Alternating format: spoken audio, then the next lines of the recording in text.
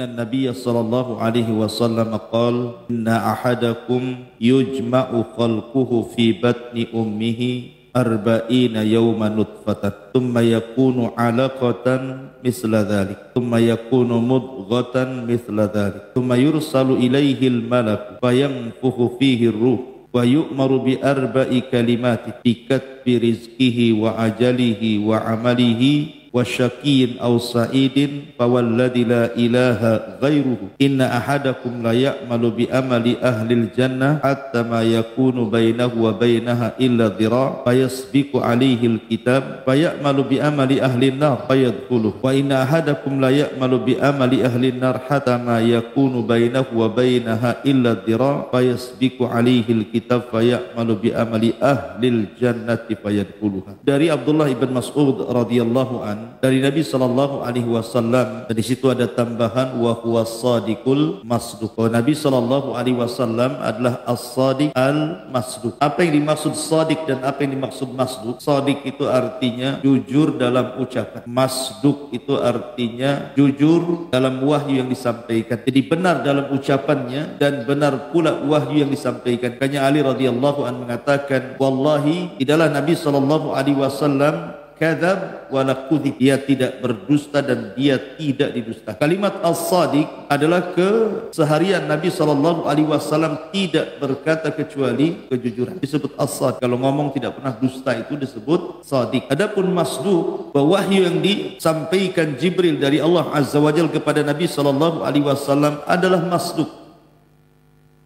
memang dibenarkan, bukan karang-karang Nabi sallallahu alaihi wasallam. Karena Allah subhanahu wa ta'ala berfirman, wa ma yantiqu anil hawa in huwa illa wahyun yuha. Rasul tidak pernah menyampaikan wahyu itu dari hawa nafsunya, tapi Rasul menyampaikan wahyu itu memang wahyu yang diwahyukan kepadanya. Kenapa di sini Abdullah ibn Mas'ud radhiyallahu an memulai dengan kata-kata as-sadiq al-masduq? Dia benar ataupun jujur dalam kata-katanya dan dibenarkan wahyu yang disampaikan kepadanya. Kenapa didahului dengan kata-kata itu? Sementara di dalam 40 hadis ataupun lebih dalam kitab Arba'in Nawawi tidak ada kata-kata hadis yang dimulai dengan kata as-sadiq al-masduq kecuali hadis Abdullah ibn Mas'ud.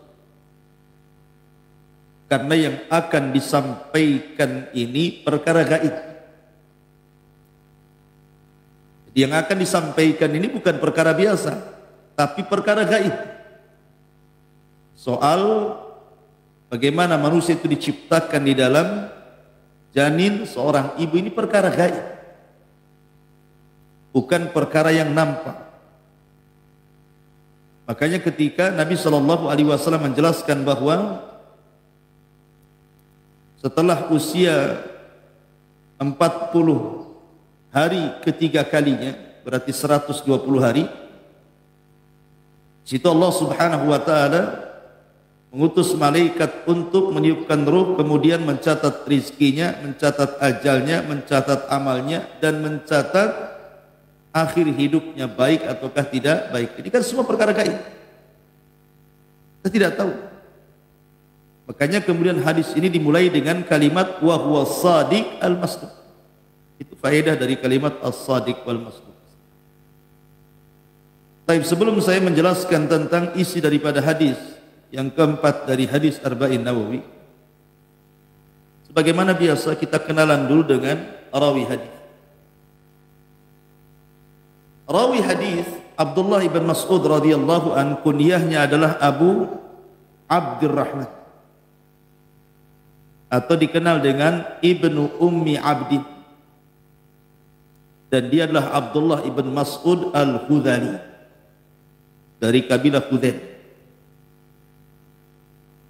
Abdullah ibn Mas'ud radhiyallahu an yang meninggal pada tahun 32 Hijriah ini adalah seorang sahabat Rasul, dan dia orang faqih, orang cerdasnya dari kalangan sahabat Rasul. Dan dia seorang qari Al-Quran bahkan seorang muhaddits, ahli hadis. Karena dia salah satu daripada perawi hadis Nabi sallallahu alaihi wasallam, dan dia juga termasuk as-sabiquna fil Islam. Orang yang mula-mula masuk Islam, tergolong dari 7 sahabat dari 6 sahabat yang sebelumnya sudah masuk Islam. Dia nomor urut ke-7-nya.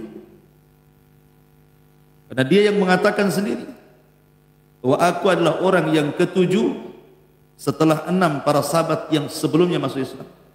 Artinya betul-betul di as-sabiqunal awwalun. Kemudian juga dia adalah pembantu Rasul, suka membawa sendal Nabi dan suka membawa siwak Nabi. Jadi kalau safar, dia selalu membawa siwak Nabi. Kalau Nabi hendak bersiwak, diberikan siwaknya. Kalau Nabi hendak mencopot sandal, dicopotkan sandal. Kalau Rasul hendak memasang sandal, dipasangkan sandal. Dia adalah sahibu na'lai Nabi sallallahu alaihi wasallam, pemilik 2 sandal Rasul dan juga siwaknya. Dia termasuk sahabat yang melakukan hijrah 2 kali. Hijrah pertama ke Ethiopia Habasyah, yang bernaung di Raja Ashamat bin Afjur atau Raja Ethiopia. Kemudian yang kedua hijrah ke Madinah. Artinya memang betul-betul dia mengalami tekanan-tekanan dakwah sehingga harus hijrah ke Habasyah, Ethiopia. Dan dia orang yang salat kedua kiblat. Pertama kiblat ke Baitul Maqdis, kemudian dialihkan kiblat ke Baitullah Al-Haram. Dan hebatnya dia orang yang pertama kali menjaharkan qiraah Al-Quran setelah Nabi di Mekah. Tidak ada orang berani ngaji di depan orang kecuali Abdullah ibn Mas'ud di zaman itu, di awal-awal Islam setelah Rasul. Dan Abdullah ibn Mas'ud juga pernah menjadi qadhi di zaman Khalifah Umar bin Khattab radhiyallahu anhu di Kufah, dan beliau meninggal saat kekhilafan Utsman ibn Affan radhiyallahu. Sedikit saya akan menjelaskan biografi Abdullah ibn Mas'ud radhiyallahu anhu. Sebab masuk Islamnya, jadi suatu ketika Nabi sallallahu alaihi wasallam dengan Abu Bakar ini sedang jalan-jalan. Rupanya berjumpalah Abdullah ibn Mas'ud yang ketika itu bekerja kepada seorang yang bernama Uqbah ibn Abi Mu'aid. Uqbah bin Abi Mu'aid itu orang paling celaka. Dialah yang meletakkan kotoran di pundak Rasul saat sujud. Lah Abdullah ibn Mas'ud ini bekerja kepada orang ini, Uqbah bin Abi Mu'aid. Di Nabi SAW dan Abu Bakar kemudian berjumpa dengan Abdullah bin Mas'ud yang sedang menggembala kambing. Jadi kata Nabi SAW, wahai Ummi Abdin, adakah kambing-kambing yang bisa diminum air susunya? Katanya Abdullah bin Mas'ud, dia mengatakan, wahai Tuan, saya tidak bisa memberikannya karena ini milik orang, saya hanya menjalankan amanah saja. Maka Rasul mengatakan, kalau begitu ya sudah, ada enggak kambing yang tidak ada air susunya? Maksudnya kambing itu tidak beranak. Akhirnya kata Abdullah bin Mas'ud, ada. Maka diserahkan kambing yang kering susunya, sama sekali ada susunya. Kemudian diusaplah kambing itu, tiba-tiba penuh air susu. Tentu hal seperti ini yang pertama kali dilihat oleh Abdullah bin Mas'ud, disangka sihir. Kok bisa mengusap kambing yang tidak mengeluarkan air susu, tiba-tiba air susunya penuh? Maka Abdullah bin Mas'ud pun tertarik ingin belajar. Dia mengatakan, ya Rasul, alimni. Rasul, ajarkan itu ilmu itu kepadaku, kata. Maka Rasul SAW mengatakan, nanti kamu datang ke tempat saya. Akhirnya kemudian Abdullah bin Mas'ud menemui Rasul SAW dan Abu Bakar. Setelah kemudian diajarkan tentang Islam, maka dia pun kemudian tertarik dan dapat hidayah masuk Islam. Dia pun bersyahadat di hadapan Nabi sallallahu alaihi wasallam, asyhadu an la ilaha illallah wa asyhadu anna Muhammadar Rasulullah. Ini sebab keislaman Abdullah ibn Mas'ud. Sampai-sampai sebab keislaman ini juga disebutkan hadisnya di dalam riwayat Bukhari. Kemudian Nabi sallallahu alaihi wasallam mengatakan, ya gulam fa innaka mu'allam. Setelah Abdullah Mas'ud masuk Islam, kata Rasul apa? Fa innaka mu'allam. Engkau akan diajari Allah. Firasat Nabi sallallahu alaihi wasallam tidak mungkin meleset. Abdullah ibn Mas'ud menjadi orang cerdas. Dan termasuk orang cerdasnya para sahabat. Padahal dia seorang yang fakir, orangnya hitam, orangnya pendek, orangnya kurus, dan dia penggembala kambing, tetapi tidak menghalangi dia untuk menjadi seorang alim ulama sahabat. Dan Abdullah bin Mas'ud juga di zaman jahiliyah tidak pernah mendekati tempat-tempat maksiat. Tidak pernah seusia dia di zaman itu yang suka khamar, suka zina, suka ini dan itu. Maka Abdullah bin Mas'ud hanya fokus menjaga kambing-kambing Uqbah bin Abi Mu'ayth. Khiyarukum fil jahiliyati khiyarukum fil Islam idza fuqihu, kata Rasul. Orang yang baik di zaman jahiliyah, maka dia pun akan mendapatkan kebaikan setelah Islam apabila mereka dicerdaskan Allah, diberikan taufik oleh Allah Azza wa Jalla. Seperti Abdullah ibn Mas'ud radhiyallahu anhu. Abdullah ibn Mas'ud radhiyallahu anhu, Allah berikan anugerah setelah masuk Islam, maka dia punya perhatian dengan Al-Quran. Maka di permulaan Islam dia mampu menghafal 70 suratan fil Quran. 70 surat dalam Al-Quran yang ketika itu tidak ada sahabat yang sebutkin dia.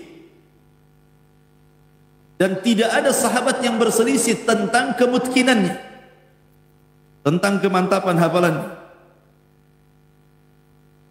Dan tidak ada khilaf di antara sahabat tentang indah suaranya. Suaranya indah sekali. Sampai-sampai Nabi SAW mengatakan tentang Abdullah bin Mas'ud, ketika Rasul dan Abu Bakar, Umar pulang dari safar, kemudian lewati samping masjid seperti ini, Masjid Nabawi. Kemudian tiba-tiba Abdullah bin Mas'ud membaca Al-Quran. Terdengarlah dari luar oleh Rasul, Abu Bakar dan Umar. Rasul pun terdiam, Abu Bakar terdiam, Umar terdiam mendengarkan qiraahnya Abdullah bin Mas'ud. Selesai membaca Al-Quran, Abdullah bin Mas'ud tidak tahu kalau sedang didengarkan suaranya oleh Rasulullah. Maka Rasul mengatakan kepada Abu Bakar dan Umar, man arada an yasma'al Qur'ana ghaddan tariyan kama unzil falyaqra ala qiraati ibnu ummi abdin. Gitu. Rasul, siapa yang hendak mendengar bagaimana Al-Quran itu turun kepadaku, maksudnya dari Jibril. Kamu pengen tahu, wahai Abu Bakar, Umar, bagaimana suara Jibril ketika menurunkan wahyu kepadaku? Seolah-olah Rasul mengatakan seperti itu. Seperti suara dia. Siapa? Ibnu Ummi Abdin, maksudnya Abdullah ibn Mas'ud. Sejajarkan suaranya dengan Jibril. Makanya wajar, ikhwan, ketika Nabi SAW sedang duduk di Masjid Nabawi, kemudian Nabi memanggil Abdullah bin Mas'ud. Banyak para sahabat di sekitar. Kata Nabi SAW kepada Abdullah bin Mas'ud, Iqra alayya al-Quran. Wahai Abdullah bin Mas'ud, bacakan kepadaku Al-Quran. Kata Abdullah bin Mas'ud radhiyallahu anhu, dia mengatakan, ya Rasulullah, aqra'u 'alaika al-Quran wal Qur'anu unzila ilaik. Rasul, gimana saya akan membacakan Quran sementara Quran kan diturunkan kepadamu? Dari sini kata para ulama, ada faedah tentang istihbab, sunnahnya kita meminta dibacakan Al-Quran, terutama orang yang memang indah suaranya. Sebagaimana Rasul meminta kepada Abdullah bin Mas'ud untuk dibacakan Quran. Hebatnya Abdullah bin Mas'ud tidak membantah, tidak dengan kata-katanya dan mengatakan, ya Rasul surat apa? Al-Baqarah kah, Al-Imran kah, An-Nisa kah? Tidak. Selama Nabi SAW meminta baca Quran, maka dia tidak bertanya surat apa, langsung dibacakan. Dan dia membaca suratun Nisa sampai kepada ayat fakaifa idza ji'na min kulli ummatin bisyahid wa ji'na bika ala haula'i syahida. Bagaimana wahai Muhammad kalau seandainya kelak pada hari kiamat setiap umat akan didatangkan saksi kepada mereka dan engkau akan aku jadikan saksi untuk mereka. Ketika kemudian sampai kepada surat ayat ini dalam surah An-Nisa, apa kata Rasulullah sallallahu alaihi wasallam? Hasbuka hasbuka ya Ibnu Mas'ud. Cukup cukup wahai Ibnu Mas'ud. Maka tiba-tiba Nabi sallallahu alaihi wasallam kemudian langsung menangis. Langsung menangis. Kemudian Abdullah bin Mas'ud melihat Nabi sallallahu alaihi wasallam menangis seperti air yang direbus. Air rebus, antum dengar kalau air yang direbus itu. Begitulah Nabi SAW menangis. Dari sini ada adab yang bagus sekali. Tangisan Nabi SAW ketika membaca Al-Quran. Muncul sebuah kaidah yang disebutkan para ulama bahwa hifdzul hudud afdal min hifdzil huruf. Jadi seseorang ketika membaca Al-Quran, dia paham isi daripada apa yang dibaca jauh lebih baik dibandingkan dia hafal hurufnya saja. Antum tahu kenapa Yahudi disesatkan? Dan Allah katakan ghairil maghdub, mereka dilaknat. Sebagaimana Nasrani zalim disesatkan. Karena muamalah mereka terhadap Taurat. Mereka hanya hafal huruf tapi tidak hafal hudud, tidak hafal isi di apa yang dibaca dalam huruf-huruf itu sehingga melanggar batasan-batasan. Makanya belajar Al-Quran itu tidak hanya sekedar menghafal huruf-hurufnya saja, tapi kalau bisa dipahami tafsirnya. Karena Nabi SAW menangis di sini karena paham isinya, paham apa yang dimaksud.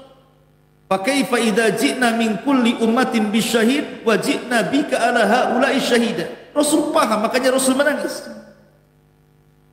Dengan tangisan Rasulnya makanya kemudian muncul sebuah kaidah para ulama bahwa menghafal Al-Quran dari segi hudud lebih baik dibandingkan menghafal Quran dari segi huruf. Baik, Abdullah bin Mas'ud radhiyallahu anhu saking cintanya dengan Nabi sallallahu alaihi wasallam sampai-sampai dia dikategorikan dari sahabat-sahabat yang diberikan rekomendasi Nabi untuk diambil Quran. Rasul mengatakan iqra'ul Quran min arba'ah. Bacalah Al-Quran dari 4 orang. Dan Rasul menyebutnya urutan pertama Abdullah ibn Mas'ud, yang kedua Ubay ibn Ka'ab, yang ketiga Mu'ad ibn Jabal, yang keempat Salim maula Abi Hudzaifah. Kata Rasul, ambil Al-Quran dari 4 orang. Abdullah ibn Mas'ud, Ubay ibn Ka'ab, Mu'ad ibn Jabal, Salim maula Abi Hudzaifah. Abdullah ibn Mas'ud nomor urut pertama. Ya, karena Abdullah ibn Mas'ud sendiri adalah satu di antara sekian sahabat yang menjadi juru tulis wahyu. Sebagaimana Ubay bin Ka'ab punya catatan wahyu tersendiri. Kemudian juga Salim maula Abi Hudzaifah juga sama. Ali bin Abi Thalib, Muawiyah bin Abi Sufyan, mereka punya catatan mushaf tersendiri. Maka Abdullah ibn Mas'ud pun punya catatan mushaf tersendiri. Bedanya dengan catatan mushaf yang lainnya, Kalau yang lainnya hanya menulis sesuai dengan apa yang diturunkan kepada Rasul, ditulisnya umpamanya Al-Baqarah, ya ditulis Al-Baqarah, Al-Imran ya Al-Imran. Tapi kelebihan mushafnya Abdullah ibn Mas'ud dicantumkan dengan tafsir-tafsirnya. Makanya wajar kalau Abdullah ibn Mas'ud radhiyallahu anhu sebagaimana riwayat Masruq ibn Ajda', beliau Abdullah ibn Mas'ud mengatakan, wallahi alladzi la ilaha ghairu ma unzilat suratun min kitabillah illa ana a'lam aina unzilat wala unzilat ayatun min kitabillah illa ana a'lam fima unzilat walau a'lama ahadan a'lam minni walau a'lamu ahadan a'lama minni fi kitabillahi azza wa jal tablughuhul ibilu la raqibtu ilaihi. Sampai dia mengatakan apa? Demi Allah, yang tidak ada Tuhan yang berhak disembah kecuali Dia. Tidaklah satu surat diturunkan dari Al-Quran kecuali aku tahu di mana turunnya, letak turunnya di mana aku tahu. Apakah dia Makkiyah atau Madaniyah? Dan tidaklah satu ayat diturunkan dari Al-Quran kecuali aku tahu untuk siapa diturunkan Al-Quran itu. Jadi Abdullah bin Mas'ud tahu semua, di mana turun, untuk siapa turun, dalam masalah apa turun, dalam kasus apa turun, dia semua tahu. Sampai-sampai dia mengatakan, kalaulah saya mengetahui a'lamu ahadan, satu orang dari sahabat Rasul yang lebih paham dari aku mungkin dalam beberapa surat atau ayat, dan itu bisa ditempuh dengan mengendarai unta, la raqibtu ilaih, aku pun akan datang kepadanya. Artinya apa? Pengen belajar gitu. Kalau ada orang yang lebih alim, aku datang kepada dia.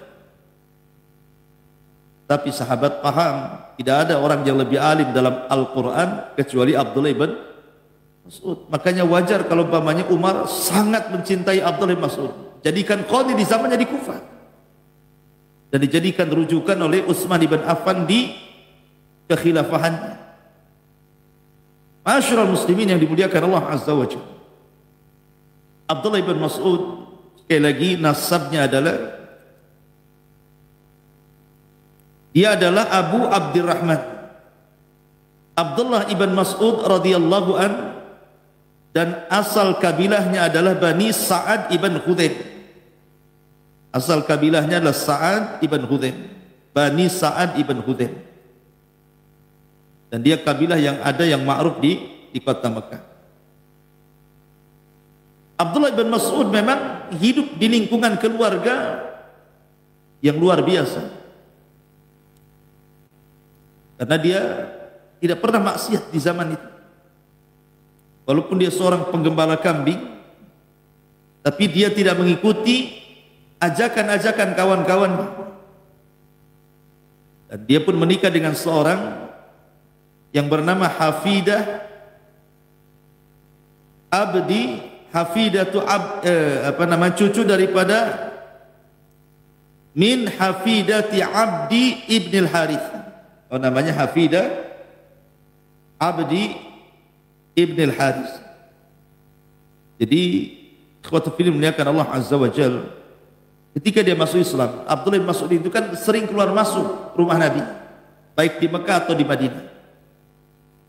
Sampai-sampai Abu Musa al-Ash'ari radhiyallahu anhu menyangka bahwa Abdullah bin Mas'ud itu keluarga Nabi, karena sering keluar masuk kan. Jangan-jangan dia adalah keluarga Nabi gitu ya. Jadi orang nggak berani kepada Abdullah bin Mas'ud itu. Ya wajar, dia adalah orang yang awal-awal masuk Islam bersama ibunya. Kemudian dia bermulazamah dengan mulazamah tamah, betul-betul sempurna mulazamah. Tidak pernah meninggalkan Nabi baik ketika safar atau ketika mukim. Bahkan setiap peristiwa dia hadir di situ. Tidak ada satupun peperangan yang dilakukan Rasul kecuali Abdullah ibn Mas'ud terlibat dalam peperangan itu, mulai dari Badarnya, Uhudnya, Khandaqnya, dan semua peperangan. Dan Abdullah ibn Mas'ud sangat dicintai Rasul. Ketika dia naik ke pohon kurma, ada angin, kemudian tersingkaplah pakaiannya. Betisnya itu nampak seolah-olah daging membalut tulang saja, saking kecilnya, kurus krempeng. Tapi walaupun kurus krempeng, dia punya tenaga kuat. Sehingga sahabat mempertawakan Abdullah bin Mas'ud. Dan Nabi SAW mengatakan, la tadhaku, jangan kalian tertawakan betisnya Abdullah bin Mas'ud. Sebab kalau ditimbang kedua betisnya dengan gunung Uhud sana, masih berat kedua betisnya Abdullah bin Mas'ud, kata Rasul. Cukuplah hal itu kelebihan Abdullah ibn Mas'ud radhiyallahu anhu. Masyarul muslimin yang dimuliakan Allah Azza wa Jalla, ketika sampai di Madinah, maka Rasul mempersaudarakan antara Muhajirin dan Ansar. Maka dia pun dipersaudarakan Rasul dengan Az-Zubair ibn Awwam radhiyallahu anhu. Masyarul muslimin yang dimuliakan Allah Subhanahu wa taala, dan Abdullah bin Mas'ud sekali lagi perkataannya dalam tafsir sangat diperhitungkan sama dengan tafsirnya siapa? Abdullah ibn Abbas radhiyallahu anhu. Dan riwayatnya, maksudnya dari segi hadis, banyak dicantumkan dalam kitab Sahihaini, Sahih Bukhari dan Sahih Muslim, baik yang disepakati keduanya ataupun yang disendirikan oleh Bukhari dan Muslim. Intinya bahwa dia seorang mufassir, dia seorang qari, dia seorang muhaddis, dia seorang faqih, banyak gelar kepada Abdullah bin Mas'ud. Belum lagi akhlaknya, orangnya qanaah, orangnya zuhud, syuja', pemberani, mujahid, seorang ahli jihad, dan begitu seterusnya. Tapi kita masuk pada penjelasannya. Hadis bicara tentang pengumpulan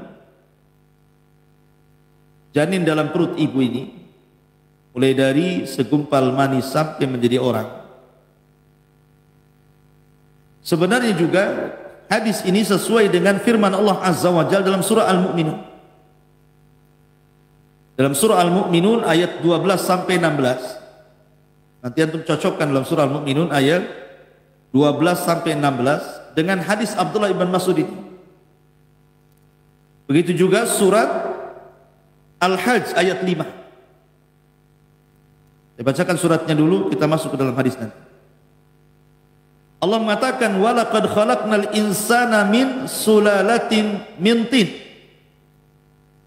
thumma ja'alnahu nutfatan fi qararin makin, thumma khalaqnan nutfata 'alaqatan, fa khalaqnal 'alaqata mudghatan, fa khalaqnal mudghata idhaman, fa kassawnal idhama lahma, thumma ansha'nahu khalqan akhar, fatabarakallahu ahsanal khaliqin.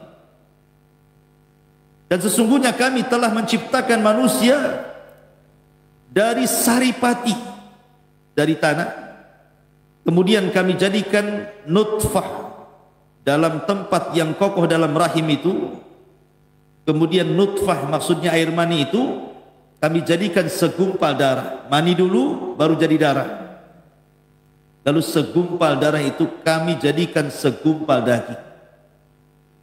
Kemudian dari segumpal daging ini kami balutkan tulang. Lalu tulang belulang itu kami bungkus dengan daging, kemudian kami jadikan dia makhluk yang berbentuk lain. Maha suci Allah, pencipta yang paling baik. Ini dalam surah Al-Mu'minun 12 sampai 16. Dalam surah Al-Hajj Allah mengatakan, ya ayyuhan nas in kuntum fi raibin minal ba'thi fa inna khalaqnakum min turabin thumma min nutfatin thumma min alaqatin thumma min mudghatin mukhallaqatin wa ghairi mukhallaqatin linubayyina lakum wa nukirru fil arham ma nasha'u ila ajalin musamma thumma nukhrijukum tifla litablugu asyuddakum wa minkum man yutawaffa wa minkum man yuraddu ila ardhalil umuri likai la ya'lam min ba'di ilmi syai'an wa taral arda hamidatan fa idza anzalna 'alaiha al-ma'a ihtazzat wa rabbat wa ambatat min kulli zawjin bahij. Hai manusia, jika kamu dalam keraguan tentang hari kebangkitan, maksudnya alam kubur, maka ketahuilah sesungguhnya kami telah menjadikan kamu dari tanah, maksudnya Adam. Kemudian dari setetes mani, maksudnya turunannya. Kemudian dari segumpal darah. Kemudian dari segumpal daging yang sempurna kejadiannya dan yang tidak sempurna, agar kami jelaskan kepada kamu dan kami tetapkan dalam rahim apa yang kamu kehendaki sampailah kepada kedewasaan, sampai waktu yang sudah ditentukan. Kemudian kami keluarkan kamu sebagai bayi, kemudian dengan berangsur-angsur kami jadi dewasa, dan di antara kamu ada yang diwafatkan cepat dan ada pula di antara kamu yang dipanjangkan umurnya sampai pikun, supaya dia tidak mengetahui lagi sesuatu apapun yang dahulunya telah diketahui. Dan kamu lihat bumi ini kering, kemudian apabila telah kami turunkan air di atasnya, hiduplah bumi dan suburlah bumi dan menumbuhkan berbagai macam tumbuh-tumbuhan yang indah. Baik. Ini Quran ayat 5 dari surah Al-Hajj dan Al-Mu'minun 12 sampai 16. Kita cocokkan dengan hadis Nabi sallallahu alaihi wasallam, hadis Abdullah bin Mas'ud. Inna ahadakum, sesungguhnya salah seorang di antara kalian, yujma' khalquhu, dikumpulkan penciptaannya, fi batni ummihi, di perut ibunya, arba'ina yauman nutfah, 40 hari menjadi segumpal mani. Nutfah itu artinya mani. Tentu proses terciptanya manusia itu karena berjumpanya sperma laki-laki dan perempuan, kan itu. Baru kemudian membuahi dan disebut nutfah, diletakkan di rahim seorang wanita. Nah, selama 40 hari menjadi segumpal air mani itu, thumma yakunu 'alaqatan mithla dzalik, kemudian baru berubah menjadi segumpal darah. Kemudian dari segumpal darah itu kemudian thumma yakunu mudghatan mithla dzalik, maka menjadi segumpal daging. Segumpal mani 40 hari, berubah segumpal darah 40 hari berikutnya, berubah segumpal daging 40 hari berikutnya. Jadi nampak bentuk manusia itu selama 120 hari. 40 jadi 120 hari baru nampak tuh. Di situ Allah balut daging dengan tulang. Dari sini baru manusia mengetahui mana laki-laki, mana perempuan. Ketika seseorang mengetahui mana laki-laki, mana perempuan, seperti dokter-dokter kandungan itu kan ada USG, nampak ya laki-laki perempuan. Lah ini bukan perkara gaib. Mengetahui ini laki-laki, ini perempuan, ini bukan perkara gaib. Tetapi ini pun ketahuannya setelah 120 hari. Kalau sebelum 120 hari semua gaib, gak ada yang tahu. Ini laki-laki, ini perempuan, ini segumpal mani, mana tahu ini laki-laki, ini perempuan. Segumpal darah mana tahu ini laki-laki perempuan. Baru setelah dibalut daging dan tulang, setelah 120 hari baru ketahuan laki-laki perempuan.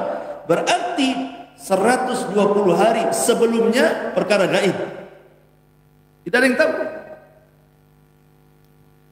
Tetapi hanya sebatas itu saja mengetahui laki-laki dan perempuan. Apakah bayi ini nanti akan pendek, akan panjang, akan tinggi, akan rendah, akan pesek, akan mancung, akan sipit, akan besar kepalanya, akan kecil kepalanya, akan belok matanya, itu perkara gaib, tak tahu. Cuma nampak ini laki-laki, itu saja. Adapun setelah brojol dia jadi tinggi, jadi rendah, tak tahu, mana yang tahu. Nggak ada ceritanya dokter kandungan. Belum dipesek nih Pak. Dari mana tahunya pesek? Ini pendek nanti ini kayak. Ini kayaknya hitam. Ini kayaknya hitam putih. Mana ada yang tahu? Hanya sebatas mengetahui laki-laki perempuan. Makanya apalagi sebelum 140 hari. Cuman yang jadi khilaf para ulama itu, kapan ditiupkan ruh? Ada yang mengatakan bahwa ditiupkan ruh itu kurang daripada 120 hari. Ada yang mengatakan di bawah itu, ada yang mengatakan di 40 hari pertama ditiupkan ruh. Alasannya karena ada kalimat misla dzalik. Memang kalau kita melihat pergerakan bayi itu kan biasanya di 40 hari pertama itu kan sudah bergerak. Janin itu sudah bergerak, artinya ada nafasnya. Apakah yang dimaksud nafas itu ruh yang diletakkan oleh malaikat? Ataukah lain? Atau hanya gerak-gerak gitu saja untuk menunjukkan bahwa dia hidup? Nah, ini jadi khilaf para ulama. Kapan ditiupkan ruh? Apakah di bawah 120 hari? Karena memang secara tajribah, secara pengalaman gitu ya di lapangan, memang bayi itu baru sebulan saja biasanya sudah ada pergerakan gitu ya. Tapi apakah pergerakan itu maknanya ditiupkan ruh atau tidak? Nah, itu jadi khilaf. Walaupun pendapat yang kuat, ditiupkan ruh itu setelah 3 kali 40. Karena di sini kalimatnya arba'ina misla dzalik, arba'ina misla dzalik kan itu. Arba'ina yauman misla dzalik, arba'ina yauman misla dzalik, arba'ina yauman misla dzalik. Artinya ditiupkan ruh itu setelah usia 4 bulan, 120 hari. Nah, baru kemudian ditiupkan ruh. Sejak itulah janin menjadi manusia. Makanya nanti akan terkait hukumnya. Yang keguguran setelah 4 bulan dengan keguguran sebelum 4 bulan itu ada hukum tersendiri. Contohnya seperti umpamanya, apakah orang yang keguguran sebelum 4 bulan dan keguguran setelah 4 bulan darahnya dianggap nifas atau bukan? Maka ulama mengatakan kalau kegugurannya sebelum 4 bulan maka tidak dianggap nifas, berarti masih wajib sholat. Kalau ada wanita keguguran di bawah 4 bulan, berarti walaupun mengeluarkan darahnya dianggap istihadah, bukan darah nifas. Makanya wajib sholat walaupun keluar darah. Dengan cara ya disumpel lah, dengan softtek, dengan apa gitu ya. Tapi kalau kegugurannya setelah 4 bulan, nah ini sudah masuk nifas. Karena yang dikeluarkan sudah manusia, sudah ada ruhnya. Kalau sebelumnya kan belum jadi manusia, belum ada ruhnya kan. Ini salah satu contoh. Ataupun kalau kegugurannya sebelum 4 bulan, itu bukan manusia, artinya bisa dikubur di mana saja. Tapi kalau sudah 4 bulan berarti sudah jadi manusia. Ya dikuburkan di kuburan kaum muslimin. Ya, nah, seperti itu. Nanti kita akan jelaskan terkait hukum-hukum seputar ini. Baik, masyarul muslimin yang dimuliakan Allah Subhanahu wa taala. Ada beberapa faedah yang bisa kita petik dari hadis ini sampai kalimat thumma yakunu alaqatan thumma yakunu mudghatan misla dzalik thumma yakunu mudghatan misla dzalik thumma yursal ilaihi al-malak. Kemudian diutus padanya malaikat, kemudian disuruh mencatat 4 perkara, rizkinya, ajalnya, amalnya, dan akhir hidupnya bahagia atau tidak. Yang pertama, penggalan hadis ini bahwa manusia itu ketika di rahim orang tua saat Allah menciptakan kita itu ada 3 marhalah. 3 marhalah. Dari 120 hari itu menjadi 3 marhalah kan. 40 hari pertama segumpal mani. 40 hari kedua segumpal darah. 40 hari ketiga baru segumpal daging yang dibalut tulang. Artinya lihat bagaimana Allah Subhanahu wa taala berproses menciptakan kita. Kemudian antara jasad dengan ruh itu yang mana dulu diciptakan? Apakah jasad dulu diciptakan baru ruh, atau ruh dulu diciptakan baru jasad?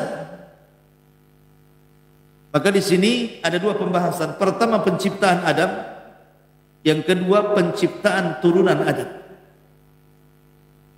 Kalau yang dimaksud penciptaan Adam, maka jasad lebih utama atau lebih dulu diciptakan dibandingkan ruh. Karena Adam alaihi salatu wassalam diciptakan itu jasadnya dulu. Diambilnya tanah-tanah di bumi, kemudian oleh malaikat maut diangkat ke langit, kemudian dibentuk menjadi bentuk patung Adam seindah mungkin. Laqad khalaqnal insana fi ahsani taqwim. Baru setelah kemudian terbentuk jasad Adam, maka Allah ciptakan ruh, Allah masukkan ke dalam Adam. Dari sini menunjukkan bahwa kalau melihat penciptaan Adam berarti jasad dulu baru ruh.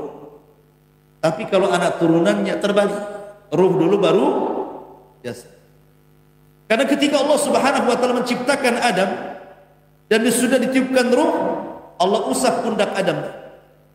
Dari pundak Adam itu keluar ribuan, jutaan, miliaran ruh. Dan itu akan jadi anak cucunya kelak.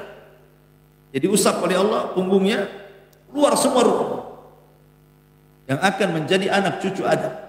Kemudian diletakkan di alam arwah. Kemudian Allah mengikat perjanjian ruh-ruh di alam arwah. Alastu bi rabbikum qalu bala. Kankah aku Rabb kalian? Mereka mengatakan ya. Kau Rabb kami, kata orang-orang ruh-ruh yang ada di dalam arwah itu. Baru setelah itu Allah ciptakan satu persatu jasad dari turunan Adam sampai kepada antum. Setiap Allah ciptakan jasad, ruhnya sudah ada, dikirim malaikat maut, dimasukkan, dan begitu seterusnya. Artinya di sini bahwa kalau terkait dengan Adam berarti jasad dulu baru ruh, gitu ya. Kalau terkait dengan kita anak turunannya berarti ruh dulu baru jasad. Itu penciptaannya seperti itu. Kemudian dalam hadis ini juga bahwa ada malaikat-malaikat yang Allah tugaskan memang memasukkan ruh ke dalam jasad-jasad manusia. Kecuali kalau memang orang yang akan dilahirkan ini orang yang mulia, maka yang mengirim ruh juga bukan malaikat biasa. Siapa? Jibril. Seperti kisah Isa bin Maryam, ketika Maryam keluar dari mihrabnya kemudian hendak buang hajat, tiba-tiba dihadang oleh seorang laki-laki tampan. Rupanya laki-laki tampan itu siapa? Jibril. Kemudian Jibril mengatakan, saya ini utusan Allah untuk meletakkan ruh anakmu dalam rahim. Jadi terkadang tidak semua ruh itu dibawa oleh malakul ruh kan itu ya. Tapi lihat dulu ini jasad ini kalau memang akan terlahir menjadi orang besar, orang mulia, maka Jibril turun tangan menunjukkan bahwa Jibril bukan hanya sekedar diamanahi muwakkal bil wahyi, memang ditugaskan untuk menyampaikan wahyu, tapi ada tugas-tugas yang lainnya. Salah satunya adalah menyampaikan ruh kepada orang yang akan diistimewakan Allah, seperti memasukkan ruh Isa ibnu Maryam kepada rahim Maryam.